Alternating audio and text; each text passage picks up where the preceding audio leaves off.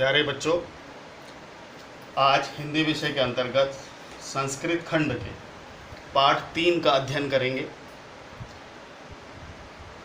जिसका शीर्षक है वीर वीरेण पूज्यते, अर्थात वीर के द्वारा ही वीर की पूजा की जाती है। वीरः वीरेण पूज्यते, वीर के द्वारा ही वीर की पूजा की जाती है। तो चलिए शुरू करते हैं हम आज वीर वीरेण पूज्यते। बच्चों, ये एक नाटक सा है जो एक मंच पे अभिनय के द्वारा दर्शाया गया है। जैसे मंच है, पर्दा ढका हुआ है, पर्दा खुलेगा तो मंच पे क्या क्या होगा वो दिखाया गया है। तो जैसे ही पर्दा हटता है तो वो स्थान दिखाया गया कि स्थान क्या है। स्थानम, स्थान क्या है। अलक्षेन्द्रस्य सैन्य शिविरम, अलक्षेन्द्रस्य, अलक्षेन्द्र कहते हैं सिकंदर को। सिकंदर के लिए आया जिसने पूरी दुनिया को जीता था और लास्ट में वो भारत को जीतने के लिए आया था। तो अलक्षेन्द्रस्य सैन्य शिविरम, अलक्षेन्द्र सिकंदर का सैनिक शिविर। स्थान कौन सा है? जैसे ही पर्दा हटा तो स्थान दिखाई दिया कि सिकंदर का सैन्य शिविर है। अलक्षेन्द्र सिकंदर, आंभिका च, और आंभिक आसीनो, आसन पर, वर्तते हैं। सिकंदर और आंभिक आसन पर हैं। वंदिनम बंदी, पुरुराजम पुरुराज को, अग्रे कृत्वा आगे करके, एकतः एक ओर से, प्रविशति प्रवेश करता है, यवन सेनापति, यवन का सेनापति। ये सिकंदर जो है ये यवन का राजा था और यवन से ये सारी दुनिया को जीतता हुआ भारत आया था और भारत में आके उसने भारत के राजा पुरु को भी बंदी बना लिया था। तो इस पाठ में पुरु और सिकंदर की वार्तालाप को ही प्रस्तुत किया गया है। तो स्थान है अलक्षेन्द्रस्य सैन्य शिविर, सिकंदर का सैनिक शिविर। अलक्षेन्द्र आंभिका च आसीनो वर्तते, सिकंदर और आंभिक आसन पर हैं। बंदिनम बंदी, पुरुराजम पुरुराज को, अग्रे कृत्वा आगे करके, एकता एक ओर से, प्रविष्टि प्रवेश करता है, यवन सेनापति, यवन का सेनापति। अर्थात बंदी पुरुराज को आगे करके एक ओर से यवन सेनापति प्रवेश करता है। सेनापति कहता है विजयताम सम्राट, सम्राट की जय हो। पुरुराज भी जो साथ में बंदी बना हुआ था, पुरुराज भी कहता है ऐशा भारत वीरो अपि यवन राजम अभिवादयते। ऐशा यह भारत वीर भी यवन राजम, यवन राज का, अभिवादयते अभिवादन करता है। यह भारत वीर भी यवन राज का अभिवादन करता है। अलक्षेन्द्र सिकंदर कहता है साक्षेपम, आक्षेप सहित, आरोप लगाते हुए, अहो अरे, बंधन गता अपि, बंधन में पड़े हुए भी, आत्मानम अपने को, वीर वीर, इति मन्यसे मानते हो, पुरुराज पुरुराज। अरे, बंधन में पड़े हुए भी अपने को वीर मानते हो पुरुराज। तो पुरुराज कहता है यवनराज, हे यवनराज, सिंह तू सिंह एव, शेर तो शेर ही है, वनेवा भवतु पंजरेवा, वनेवा वन में, भवतु हो वन में हो, अथवा पंजरेवा अथवा पिंजरे में। यवनराज शेर तो शेर ही है, वन में हो अथवा पिंजरे में। अलक्षेन्द्र कहता है किंतु पंजरस्था सिंहा ना किमपि पराक्रमते। सिकंदर कहता है किंतु पिंजरस्था, पिंजरे में पड़ा हुआ शेर, ना किमपि पराक्रमता, पराक्रम नहीं करता। पुरुराज कहता है पराक्रमते, पराक्रम करता है, यदि अवसरम लभते, यदि अवसर मिले। अपि चा यवनराज, और हे यवनराज। फिर एक श्लोक है बंधनम मरणम वापि, जयो वापि पराजया, उभयत्र समो वीरः वीर भावो ही वीरता। बंधनम बंधन में, मरणम मृत्यु हो, वापी अथवा, जय जय हो, वापी अथवा पराजय पराजय हो। अर्थात बंधन में हो अथवा मृत्यु हो, जय हो अथवा पराजय हो।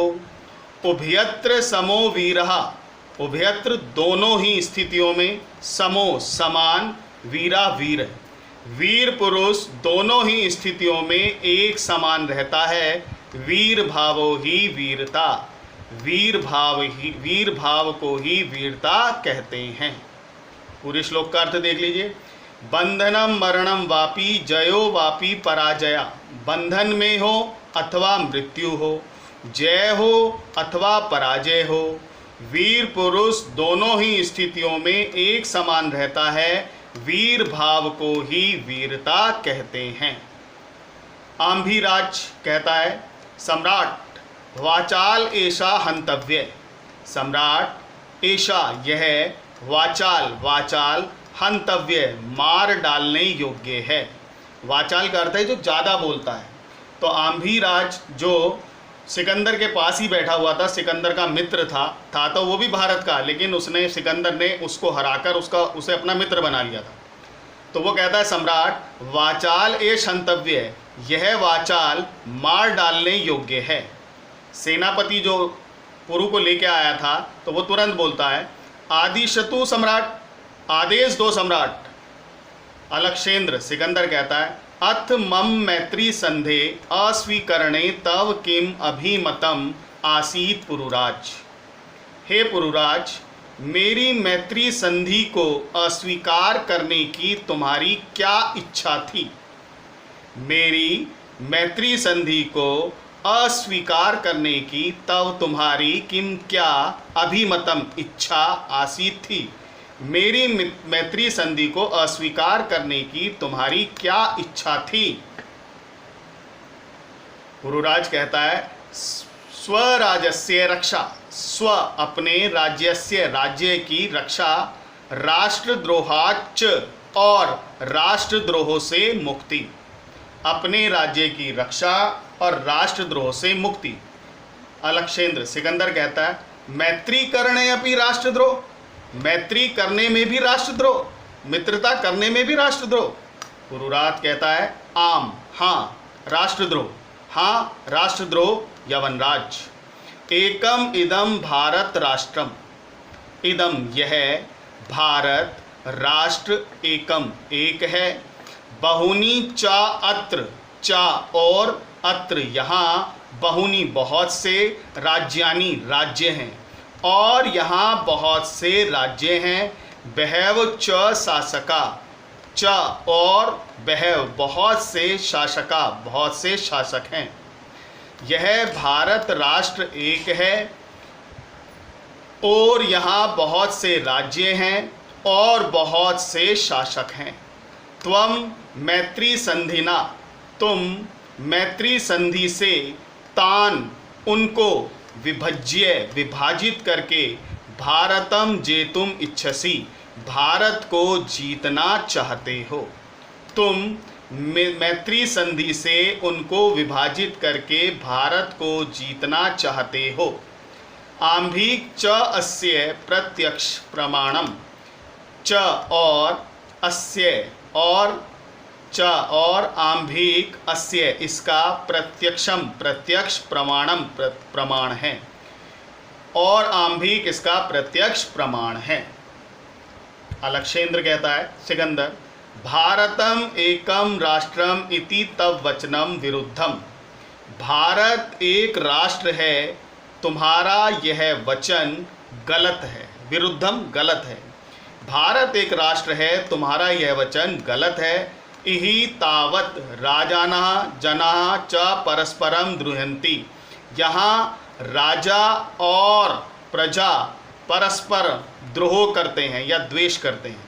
अर्थात यहाँ राजा और प्रजा आपस में झगड़ते रहते हैं।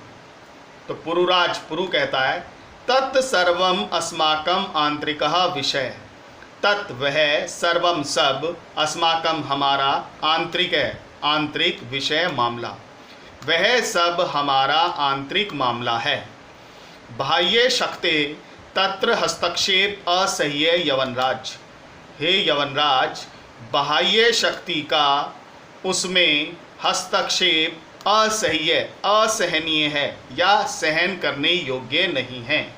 हे यवनराज, बाहरी शक्ति का उसमें हस्तक्षेप करना सहन करने योग्य नहीं है। पृथग धर्मा पृथग भाषा भूषा अपि वयम सर्वे भारतीया।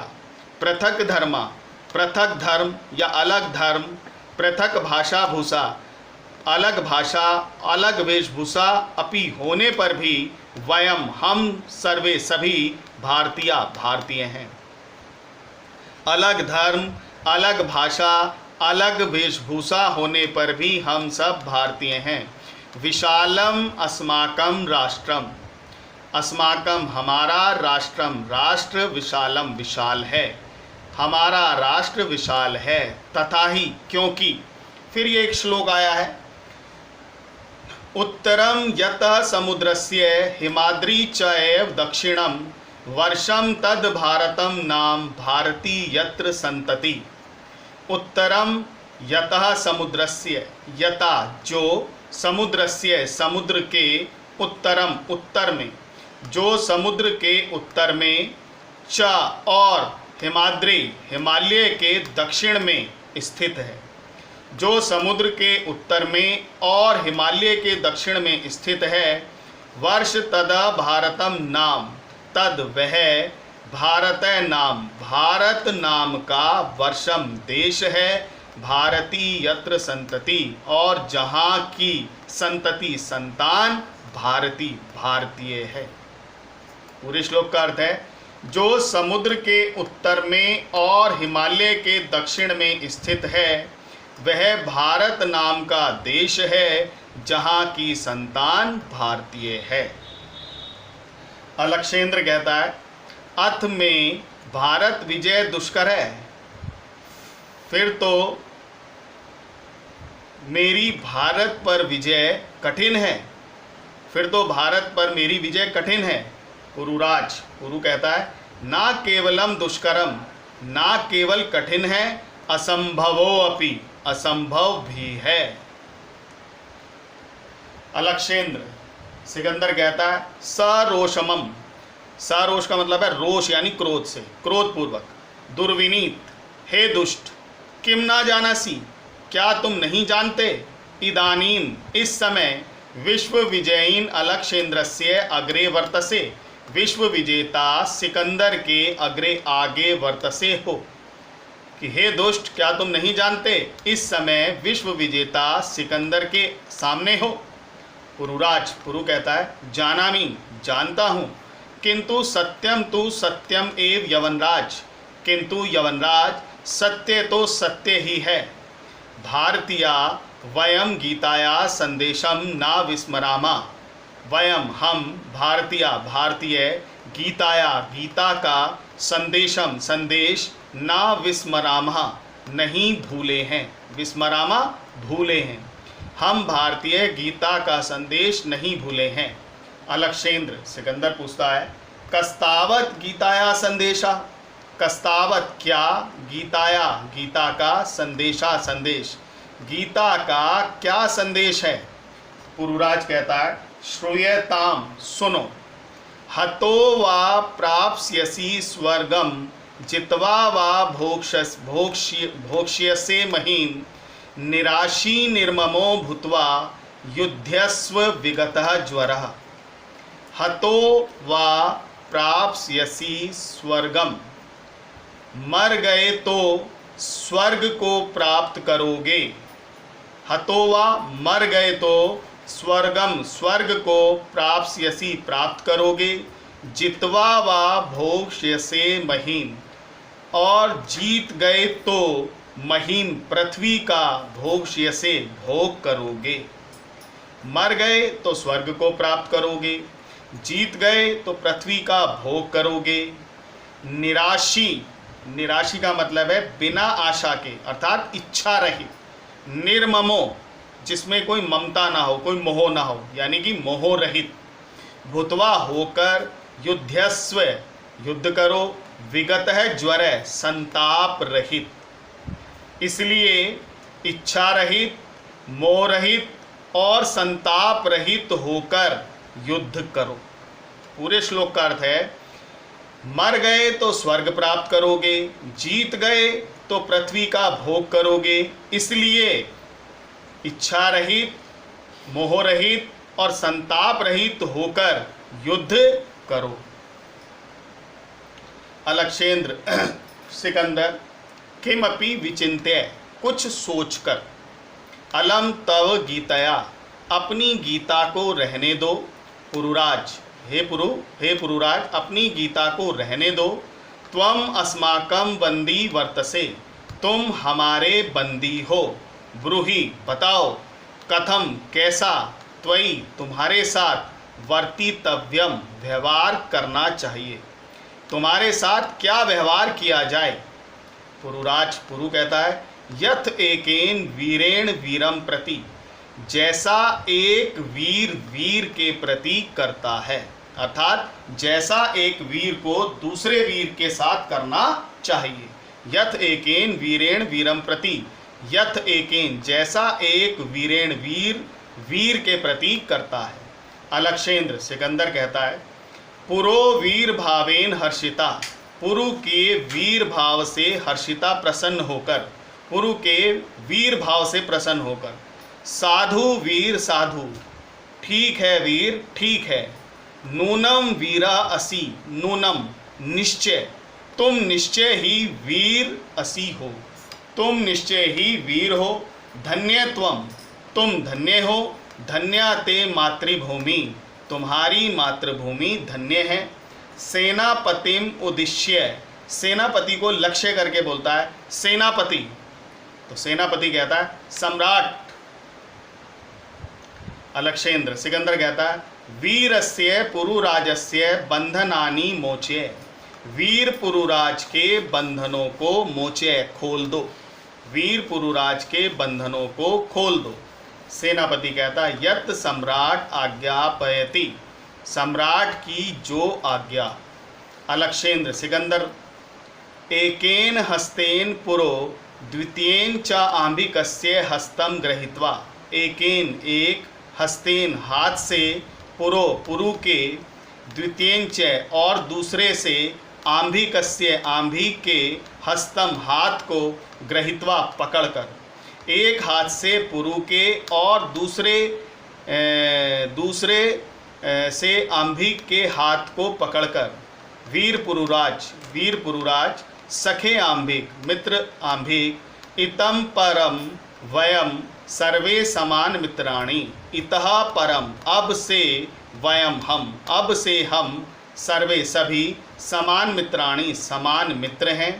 इदानीम, अब, मैत्री महोत्सवम संपादयामः, अब मैत्री महोत्सव संपादित करना चाहिए, या अब मैत्री महोत्सव करते हैं। सर्वे निर्गच्छन्ति, सभी निकल जाते हैं। यह हमारा पाठ था। एक बार इसकी हिंदी और बता देता हूँ, ध्यान से देखिए।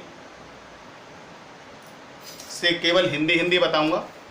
स्थानम, सिकंदर का सैन्य शिविर, सिकंदर और आंभिक आसन पर बैठे हैं।